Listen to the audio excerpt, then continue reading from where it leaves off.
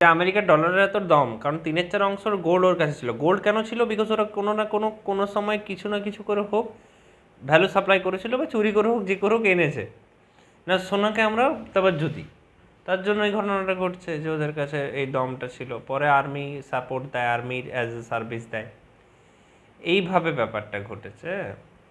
তারপর আমি as a actor হয়ে ইনজেক্ট করা যে মালটা থেকে সবার কাছে ইনজেক্ট করে অ্যাজ এ অ্যাক্টার হয়ে এন্টারটেনমেন্টের পারপাসে আমি অনেক টাকা কামিয়ে নিলাম। নাও আমি অনেক টাকা কামিয়ে নিলাম ঠিকই, বাট যে তেলটা কেনা হয়েছিল ধর, বা যে জিনিসগুলো ফুড সাবসিডি দেওয়া হয়েছিল বা যা হোক ফুড ইয়ে করা হয়েছিল, সেই জিনিসগুলো যদি ভালো করে লক্ষ্য করা যায় ওগুলো কিভাবে হয়েছে, বাইরের দেশ থেকে কেনা হয়েছে ডলারে, মানে বাইরের দেশে এক্সপোর্ট করা হয়েছিল, হ্যাঁ, কিছু মাল। তো সেইভাবে তেল কেনা হয়েছে সবার জন্য সাবসিডি ফাবসিডি নিয়ে, সাবসিডি দিয়ে বেশি করে টাকা দিয়ে যে তুই অন্য কারোর কাছ থেকে সার্ভিস পাবি ভাই, ওই ফার্মার, তুই বেশি করে প্রডিউস কর, এরকম করেছিল।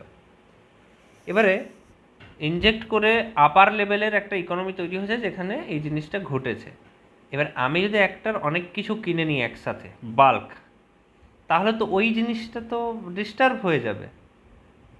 কারণ আমি এমন একটা টাকা দিয়ে কিনছি যে টাকাটা কখনোই মানে ওটা পুরোটা ইনজেক্ট করা টাকা, ওই টাকাটা never related to the basic thing.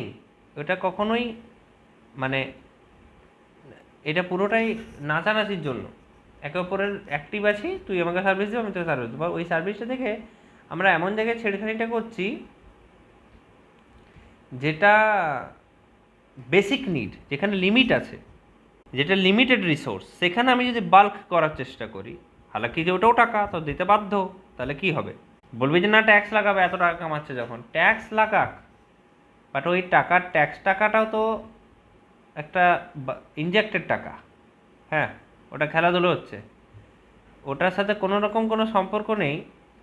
যে তেলটা কেনা হয়েছিল, তেলটা কেনা হয়েছিল কোথাও না কোথাও সবাইকে ডিস্ট্রিবিউট করার জন্য, এবং সেটা একটা স্পেসিফিক লোকই কিন্তু ডলার এক্সপোর্ট করেছে বলে, মানে এক্সপোর্ট করেছে বলে ডলার কামিয়েছে, এক্সপোর্ট করেছে বলে আজকে ইন্ডিয়ার মানটা আছে বাইরে, যে হ্যাঁ ঠিক আছে ইন্ডিয়াকে মাল দেওয়া যাবে, কারণ ইন্ডিয়ার মাল আমাদের কাজে লাগে।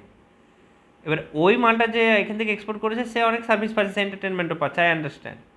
কিন্তু এন্টারটেনমেন্ট মালটা যে ইনজেক্ট করা টাকাটা থেকে কামিয়ে মানে সার্ভাইভেলের ওপরে যে জিনিসটা ঘটেছে, সো সে যদি বেশি কিনে তো মুশকিল, ওই টাকাটা ওইটার সাথে কোনো রিলেভেন্সই নেই, তো ট্যাক্স তো কাটবেই, বাট বাল্ক নিতেও দেবে না, কন্ট্রোল করে দেবে। ফার্মারকেও সাবসিডি দিয়ে দেয় যাতে ও মাল কিনতে পারে যেটা এসেন্সিয়াল, যেটা লিমিটেড,